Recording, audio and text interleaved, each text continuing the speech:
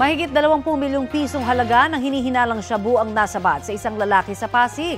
Ang suspect sinabing sa korte na lang siya magsasalita. Balitang hatid ni EJ Gomez. Sa gilid ng kalsadang ito sa barangay Pinagbuhatan sa Pasig City, pinosasan at inaresto ng pulisya ang lalaking nahuling may bit-bit na kilo-kilong kontrabando. Ayon sa pulisya, nakipag-beat up ang 25 anyos na suspect sa kausap niyang buyer alas 11 kagabi. Sakay ng motorsiklong ito ang high-value target nang mabilhan siya ng mga operatiba na nagpanggap na buyer sa drug buy bust operation dito sa tabing kalsadang ito sa Kenneth Road siya, agad na inaresto. Ang modus nito ay meet up.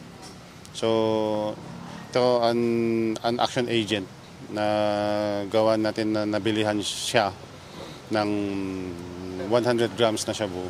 And then after yung pagkahuli sa kanya, yung search ay it found out na may dala pa siya na 3 kilos na shabu.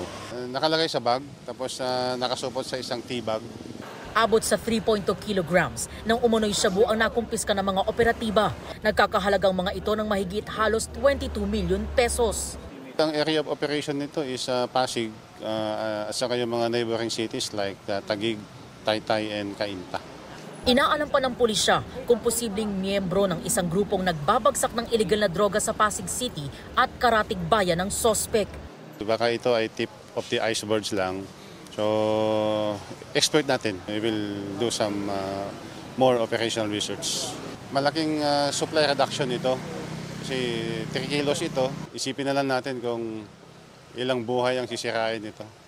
Tumangging magbigay ng pahayag ang suspect na si alias Nader. Sa korte na po ako magsasalita. Kanino po sir yung droga na nakuha sa inyo? Hindi ko po masasabi. Sa korte na po.